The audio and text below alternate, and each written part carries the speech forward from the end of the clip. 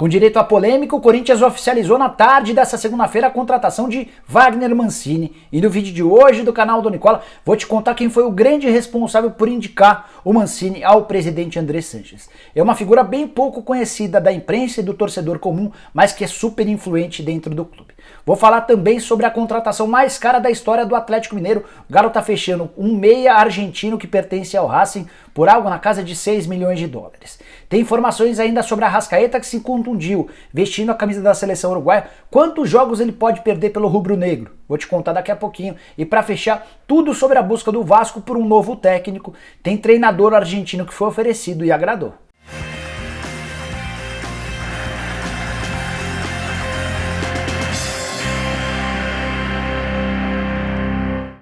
Fala aí pessoal, sou o Jorge Nicola, bem-vindos a mais um vídeo do canal. Para quem não me conhece, sou comentarista dos canais ESPN, tenho um blog no Yahoo e por aqui vou tentando manter você super bem informado sobre as coisas do futebol. Antes de passar sobre tudo o que eu falei agora há pouco, queria pedir para você assistir ao vídeo até o fim. Se curtir, não esqueça de dar like, de se inscrever no canal e de acionar o sininho. Para se inscrever no canal é super fácil, é só apertar esse botãozinho vermelho de inscreva-se. No final do vídeo eu vou te contar como é que você vira membro do canal do Nicola e passa a ter direito a uma série de vantagens, beleza? Bora começar o vídeo falando sobre a busca do Vasco por um novo técnico. Vasco que já ouviu uma série de nãos desde a demissão de Ramon Menezes. O primeiro nome tentado pelo presidente Alexandre Campelo foi do Thiago Nunes, demitido recentemente no Corinthians. O Thiago disse que não quer trabalhar mais neste ano. Depois o Vasco se debruçou sobre alguns nomes e ouviu nas últimas horas mais um não, agora de Dorival Júnior. Existe nesse momento uma conversa do Vasco com um outro treinador que eu ainda não consegui identificar qual é, mas quero te contar que nas últimas horas, desde o início dessa segunda-feira, foi sugerido um nome de um técnico argentino, o Diego Dabov, 47 anos de idade, muito bem falado na Argentina e que causou boa impressão no departamento de futebol. Se você não conhece o Dabov, vou contar um pouquinho sobre a carreira dele. Ele é técnico profissional desde 2018 e nesse período bem curto conseguiu classificar 2 times pequenos para a Libertadores da América. Primeiro o Godoy Cruz e por último o Argentino Júnior. O principal trabalho dele foi logo na estreia, à frente do Godoy Cruz. Ele assume o time numa condição difícil e num segundo turno espetacular de 16 jogos com 12 vitórias, 3 empates e uma única derrota. Ele coloca o Godoy Cruz como vice-campeão argentino, somente 2 pontos atrás do Boca Juniors. É por causa dessa campanha e do vice-campeonato que o Godoy Cruz garante classificação para a Libertadores da América. O trabalho foi tão bem avaliado que o Dabov acabou sendo contratado para o Argentinos Júniors, para o lugar do Heinz, que também já havia feito um bom trabalho. O problema é que o Argentinos tinha perdido uma série de jogadores e as primeiras semanas de trabalho do Dabov não foram muito boas. O tempo passou, ele conseguiu organizar tudo e utilizando muito as categorias de base, levou o Argentinos Júniors à 5ª colocação na classificação final do Campeonato Argentino, o que valeu mais uma vez vaga na Libertadores. O Argentinos Júniors disputa a próxima temporada da Libertadores da América, edição 2021. E foi nesse contexto que o nome dele foi sugerido ao Vasco. O Campelo está estudando, como eu disse, ele já tem uma negociação em andamento com outro treinador, mas prometeu estudar a possibilidade de contratar esse técnico argentino. O campeonato por lá ainda não começou, a possibilidade do Vasco pagar um salário maior ao Dabov é outra coisa que pesaria a favor da mudança para São Januário, mas precisamos aguardar cenas dos próximos capítulos. Prometo ficar de olho, conversando com o pessoal do Vasco para te atualizar sobre essa busca por um novo técnico. Bora falar agora sobre a Arrascaeta e a possibilidade dele desfalcar o Flamengo por até 5 jogos. Vamos explicar direito essa história. O Arrascaeta foi convocado pela seleção uruguaia para disputar as partidas das eliminatórias. Ele esteve na estreia com vitória por 2-1 em cima da seleção chilena, mas acabou se contundindo, sofreu um estiramento de grau 1 no bíceps. O tempo de recuperação para esse tipo de lesão é de 10 a 14 dias, embora o departamento médico do Flamengo ainda não tenha tido a chance de avaliar o Arrascaeta, isso porque ele ficou em Montevidéu se tratando, só se reapresenta no Flamengo na quinta-feira, mesmo ficando de fora do jogo contra a seleção do Equador no Equador. Os companheiros do Arrascaeta já viajaram a Quito e ele ficou em Montevidéu para dar sequência ao tratamento. O Flamengo pediu a antecipação da reapresentação, mas não teve autorização. Então o que o departamento médico do Flamengo vai fazer? Vai esperar na quinta-feira para fazer uma nova avaliação, mas se esse prazo de 2 semanas, o prazo máximo de recuperação, de fato for confirmado, o Arrascaeta fica de fora de 5 partidas. A dessa terça-feira contra o Goiás já é líquida e certa, quinta-feira contra o Red Bull Bragantino da mesma maneira. No domingo o Flamengo joga contra o Corinthians, seria o 3º jogo de ausência. Na outra semana tem confronto contra o Júnior Barranquilla, confronto válido pela última rodada da fase de grupos da Libertadores da América. O Flamengo recebe o time colombiano para confirmar mais 3 pontos e ter uma das melhores campanhas da fase de grupos. O quinto e último jogo em que o Arrascaeta deve virar desfalque é contra o Internacional. A partir daí a expectativa é de que ele esteja à disposição para o dia 28 de outubro, jogo importante contra o Atlético Paranaense pela Copa do Brasil, jogo de ida marcado para Curitiba. Bora falar agora sobre um reforço que está muito próximo do Atlético Mineiro, o meia Matias Zaracho, 22 anos de idade, pertence ao Racing e é tido pela imprensa e pelo povo local como uma das maiores revelações dos últimos anos no futebol argentino.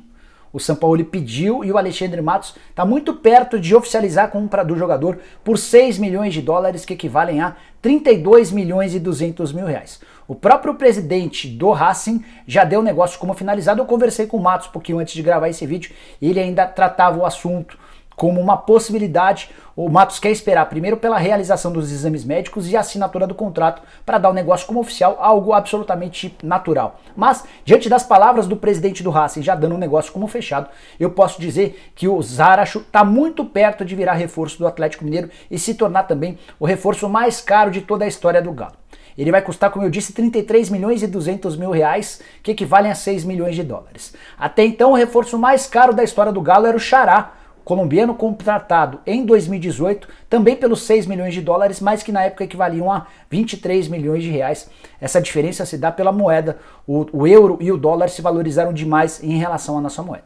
Então a gente vai ter o Zaracho como o mais caro, 33 milhões de reais, e o Xará como o segundo mais caro, 23 milhões de reais. O Arana faz parte desse atual elenco do Atlético e pode se tornar a segunda maior compra desde que o Atlético adquira alguns percentuais que ainda pertencem ao Sevilha. Nesse caso ele custaria 27 milhões de reais. Ah, e tem uma coisa importante, o Galo vai desembolsar 33 milhões e 200 mil reais por 50% dos direitos econômicos do meia argentino. A cotação dele no Transfer Marketing equivale a 15 milhões e meio de euros. Só para você entender um pouquinho do peso e do moral que esse jogador tem.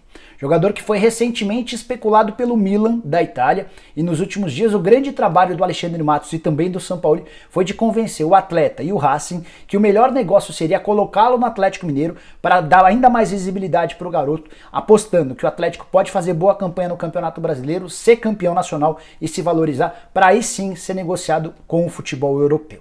O Milan não chegou a oferecer esses 6 milhões de dólares por 50%, ou seja, a proposta do Galo nesse momento é a maior. O Racing ainda ficaria com 50% do valor de uma venda futura, com a enorme expectativa de receber uma bolada na transferência para um clube europeu. Para completar, quero te contar que o Zaracho já jogou pela seleção principal da Argentina, foi no amistoso contra a seleção de Marrocos no ano passado, esteve em todas as categorias de base da seleção argentina, foi campeão do pré-olímpico, jogou Mundial Sub-20, Sul-Americano Sub-20, é alguém super badalado por lá. Já tem quase 100 partidas pelo time principal do Racing, apesar de ter só 22 anos de idade, tem uma média de gols não muito alta. Foram 2 gols na temporada de 2017-2018, 3 gols na temporada 18-19, 5 gols na temporada 2019-2020. Mas o Sampaoli tem convicção de que a chegada dele vai transformar o Atlético num time absolutamente consistente. É o meio atacante que ele tanto espera. O Galo ainda busca um atacante de velocidade pelo lado do campo e a tendência é que esse jogador seja o Villa, que pertence ao Boca Juniors. O Galo já iniciou negociações lá tempos atrás, depois recuou, desistiu do negócio. O Boca parece ter procurado o Galo disposto a conversar novamente e Atlético Mineiro e Boca devem fechar ou pretendem fechar essa história nos próximos dias. Bora fechar o vídeo falando sobre Wagner Mancini, agora de forma oficial novo técnico do Corinthians. O comunicado feito pelo Timão aconteceu no meio da tarde dessa segunda-feira. Contrato até dezembro de 2021, salário de 400 mil reais por mês, multa rescisória de equivalente a 2 salários. Contei todos os detalhes no vídeo dessa manhã, mas queria te acrescentar outras coisas, outras situações em cima da chegada do Mancini. Teve uma pessoa que foi fundamental para que o Mancini fosse o escolhido pelo presidente André Sanches. E o responsável foi o Mauro Van Basten. Ele é o auxiliar técnico do Corinthians desde que o Fábio Carille foi recontratado. Só para lembrar, o Mauro está há bastante tempo trabalhando como funcionário do Corinthians, é o homem de confiança do André Sanches e ocupou durante muito tempo o cargo de observador técnico. Quando o Fábio Carille se mudou para o Al-Eda, ele levou o Mauro Van Basten com ele. Os dois voltaram juntos e quando voltaram, o Mauro trocou o cargo de observador técnico pelo cargo de auxiliar. Até por isso tem um dos maiores salários entre os auxiliares do país. Ganha R$120 mil por mês. Isso também tem a ver com o cargo de confiança que ele exerce em relação ao presidente André Sanches. O cara ele foi embora e o Mauro continuou. Foi um auxiliar técnico com menos espaço com o Thiago Nunes. Com a saída do Thiago, o Mauro passou a ter mais espaço e se tornou o braço direito do Coelho nesses 7 jogos. 7 jogos que foram uma lástima, o Corinthians só regrediu durante esse período, caiu da 14ª para a 17ª colocação no Campeonato Brasileiro e nesse momento está na zona do rebaixamento. E durante parte desse período de queda do Corinthians, o Mauro começou a trabalhar nos bastidores pela contratação do Wagner Mancini.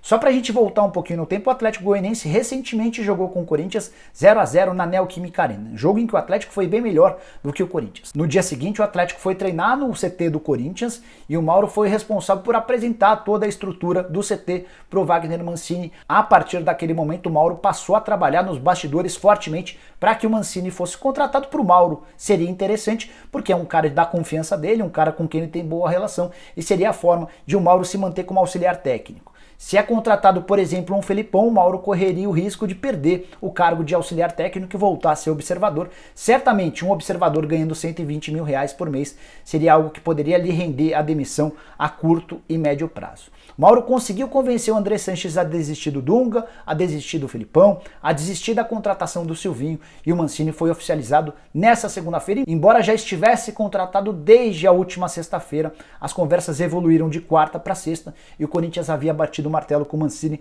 na sexta-feira. Só para completar sobre o Mauro, ele chegou a jogar como ponta direita do time campeão brasileiro de 1990 com o Corinthians. Você corintiano de um pouquinho mais de idade vai se lembrar dele. Ponta direita, fazedor de gols, mas mais habilidoso do que fazedor de gols. Hoje ele segue com uma função de observador técnico, buscando jogadores, mas também com um trabalho dentro de campo e vai ser um dos braços direitos do Wagner Mancini em sua investida, em sua passagem no Corinthians, contrato até dezembro de 2021. Ficou faltando falar só uma curiosidade sobre o Mauro. Ele tem tanto moral no timão que recentemente indicou o seu filho para auxiliar de preparação física e o Corinthians tem, além do Mauro, o filho dele como auxiliar da preparação física do elenco profissional.